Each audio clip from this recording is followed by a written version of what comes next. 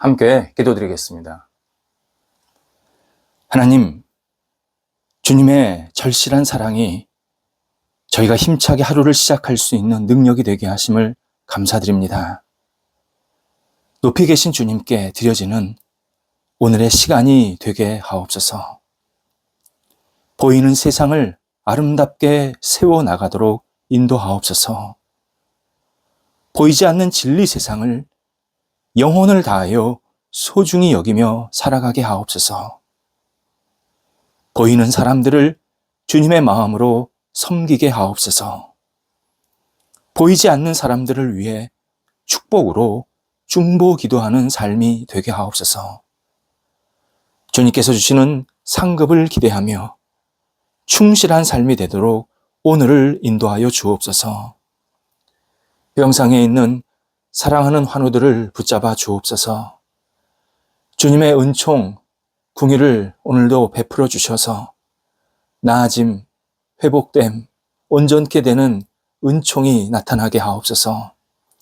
하나님의 전능하신 손길이 임하여 주셔서 아픈 부위마다 놀라운 치유의 강손이 발하여 주시고 모든 것이 새롭고 질서를 잡을 수 있도록 영육을 강건케 하여 주옵소서.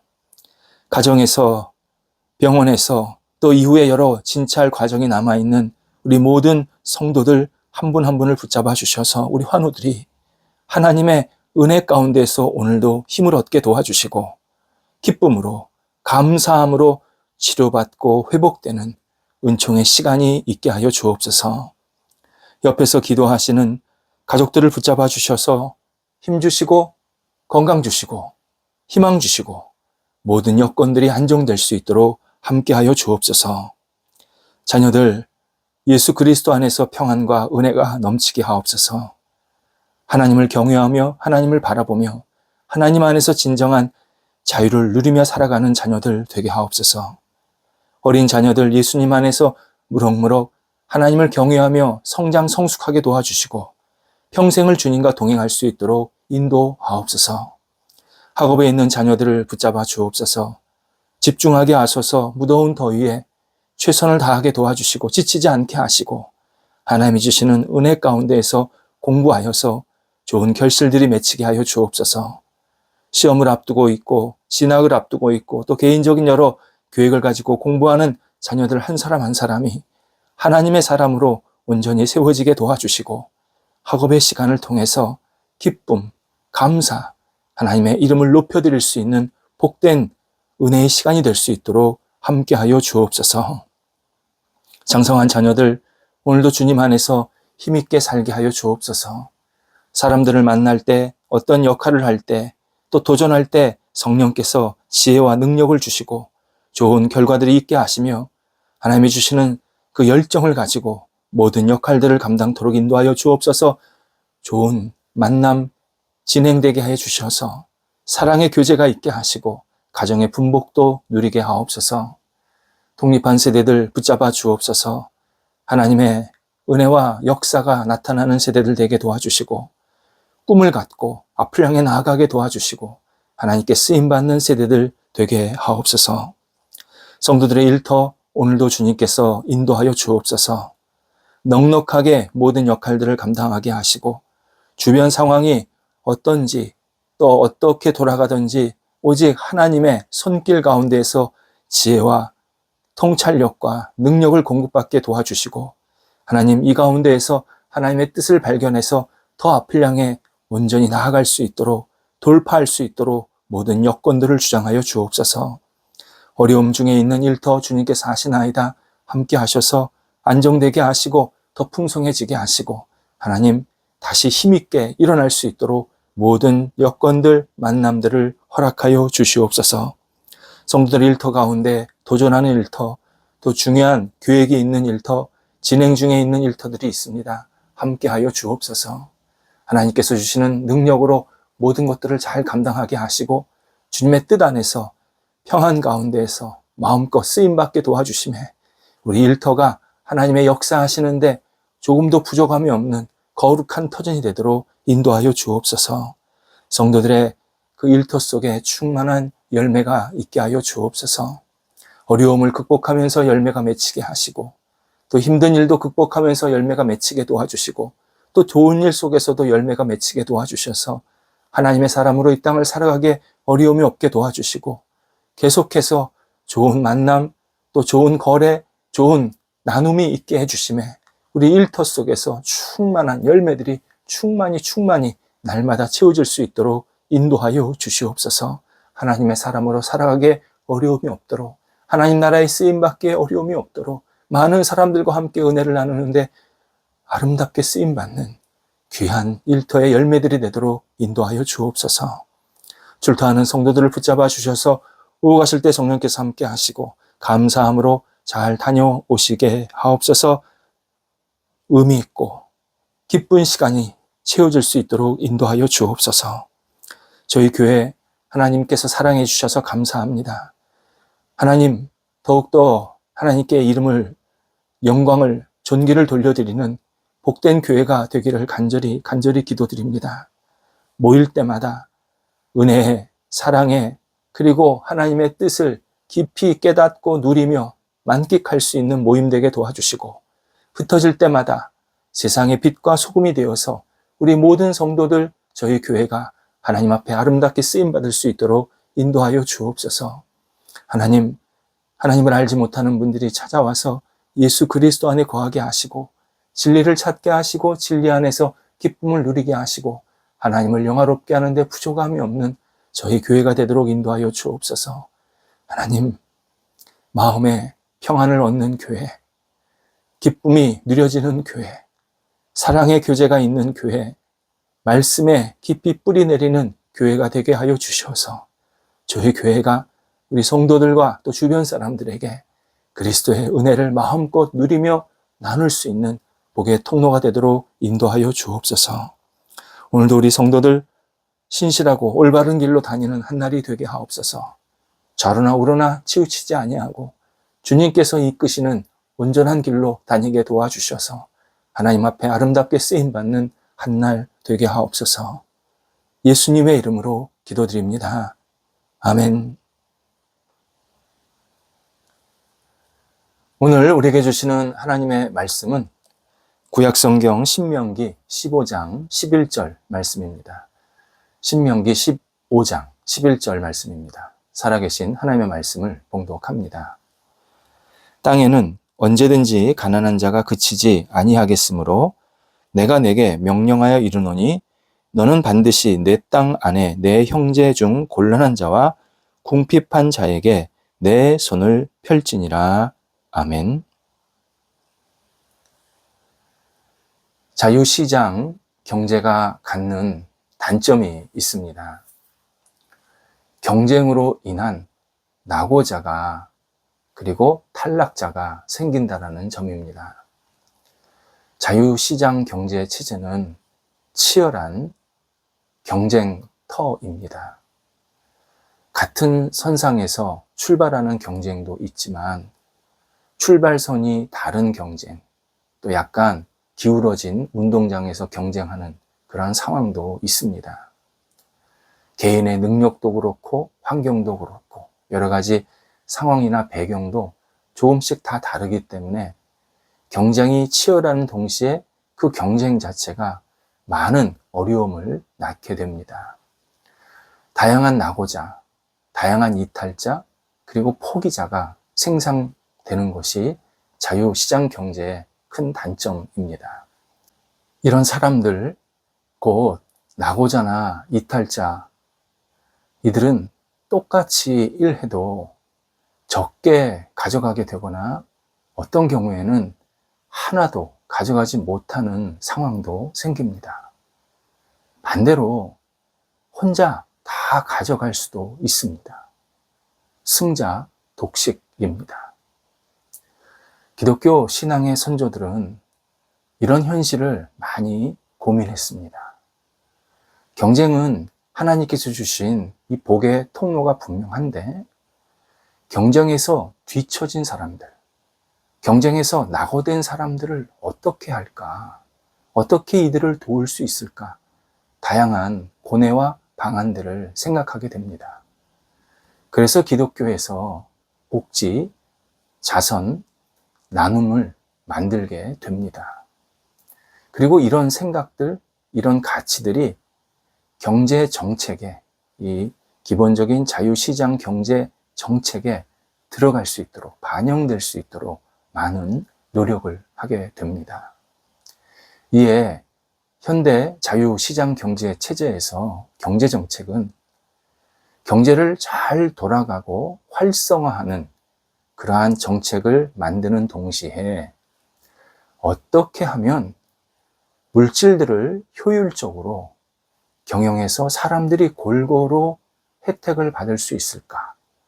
많은 사람들이 함께 잘 살 수 있을까를 계속 고안해냈고 또 그런 내용들을 집어넣게 되었습니다.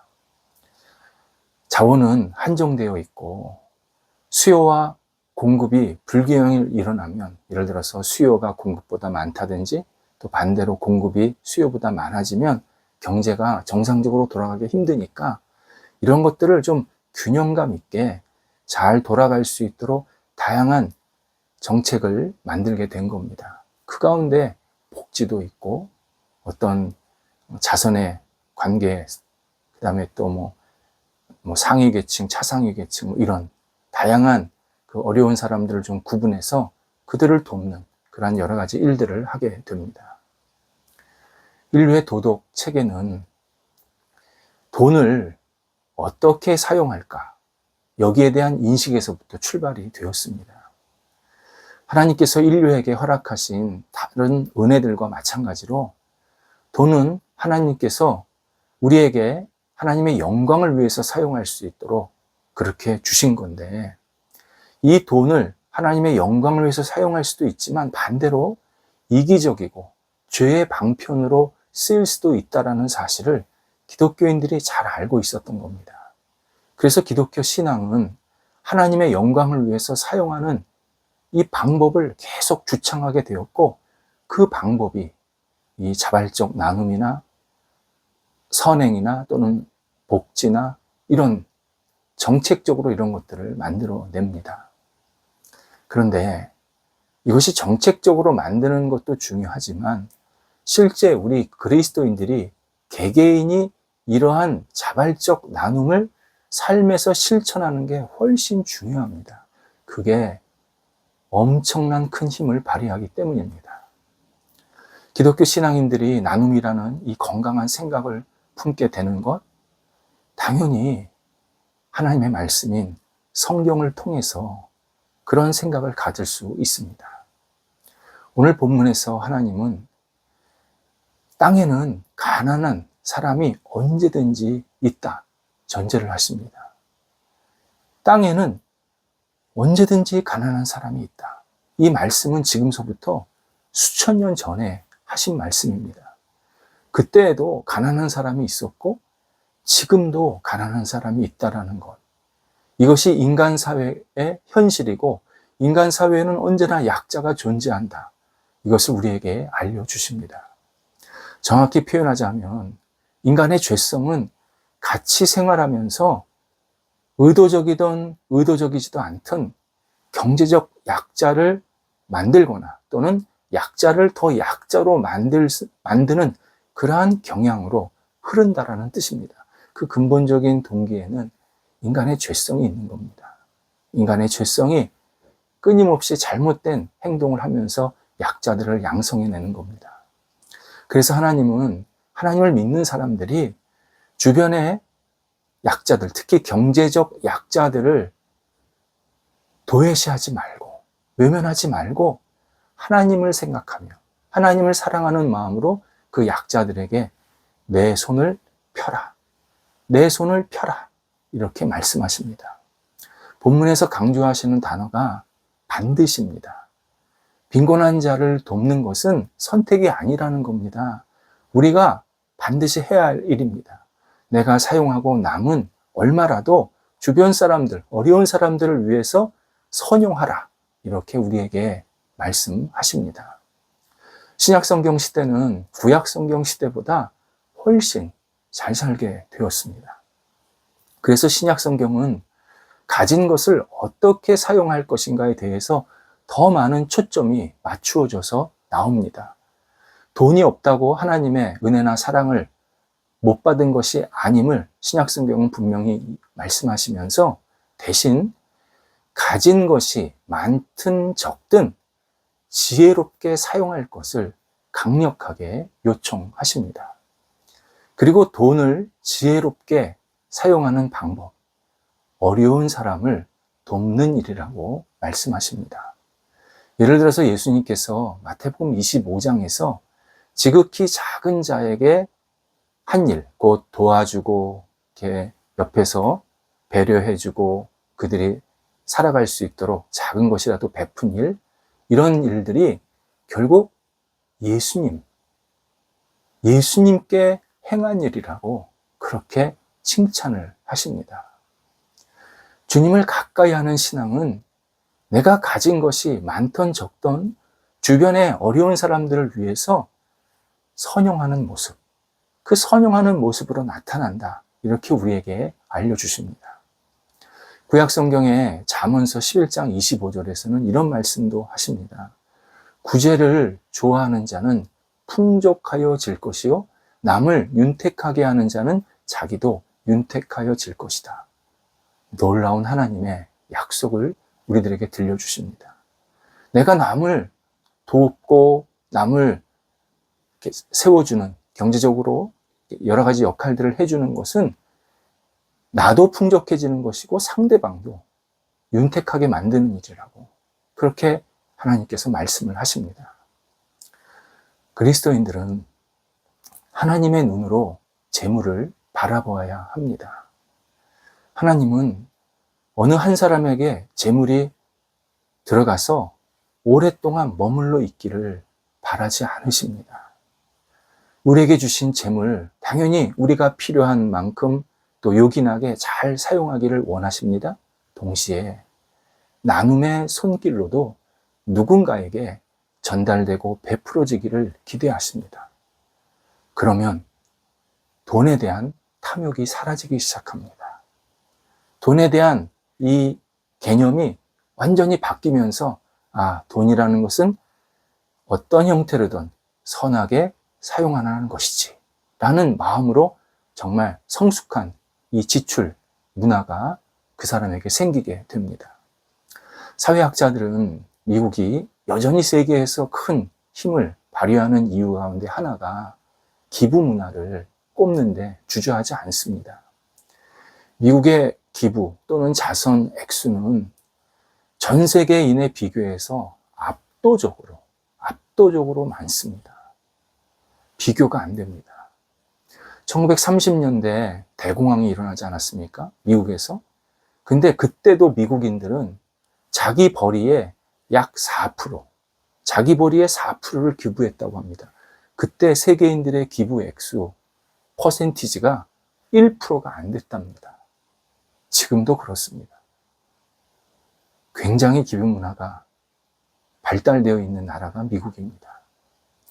어떤 이는 저는 빚도 많고 벌이는 그렇게 시원치 않기 때문에 남을 도울 수 있는 형편이 안 됩니다. 이렇게 말씀하시는 분이 있습니다. 이런 사람은 돈이 많아도 남을 돕지 않습니다. 자선이나 기부나 선행은 건강한 습관입니다. 우리 왜 그런 말 하지 않습니까? 고기도 먹어본 사람이 먹는다고. 남에게 베풀 줄 아는 사람은 이미 이전에 베풀었던 경험들이 많이 있기 때문에 가능한 겁니다. 돈이 있기 때문에 베푼 게 아니라 그런 베품의 습관, 이 건강한 습관이 몸에 뱄기 때문에 주변에 어려운 사람들을 보이면 당연히 내가 적던 많던 자그마한 나눔을 갖는 것이 그게 본인의 일종의 건강한 문화, 건강한 습관으로 자리 잡고 있는 형태입니다. 예수님은 어려운 사람들을 돕는 일을 하늘의 상급을 쌓는 일이라고 그렇게 말씀하시기도 했습니다. 어려운 사람을 돕는 일, 세상의 재물에 빼앗긴 우리 마음을 하나님의 사랑으로 회복하게 하는 통로입니다. 내가 어려운 사람을 도우면, 내가 힘든 사람을 여러 가지 역할들을 하면서 이렇게 자선을 베풀면 내 영혼에, 내 마음에 하나님께서 새로운 힘과 그리고 열정과 은혜를 베풀어 주십니다. 남을 돕는 행동을 하면 남도 잘 되지만 하나님은 우리에게 큰 은혜를 베풀어 주셔서 우리 영혼에 참된 평안과 감사를 누리게 만드십니다. 하나님을 가까이 하는 길 분명합니다. 가진 것을 잘 사용해야 합니다. 무조건 채우는 것이 삶의 숙제가 아닙니다. 주신 것을 주변에 어려운 사람들, 의미 있는 일들, 그리고 조금 더 많은 사람들에게 도움이 되는 일들을 위해서 잘 사용하는 것. 이것이 하나님을 잘 믿고 가까이 하는 신앙의 하나의 모습입니다.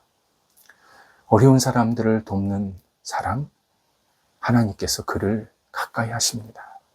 물론 윤리적으로 그런 행동을 했다고 가까이 하시는 건 아니고 하나님을 경외하고 하나님을 사랑하는 마음으로 하나님의 눈으로 주변의 어려운 사람들을 도우면 하나님께서 우리를 칭찬하시면서 나와 더 가까이 하자, 더 다가오시고 우리도 하나님과 가까이 하면서 더 친밀한 하나님과의 관계를 계속 형성시켜 주십니다.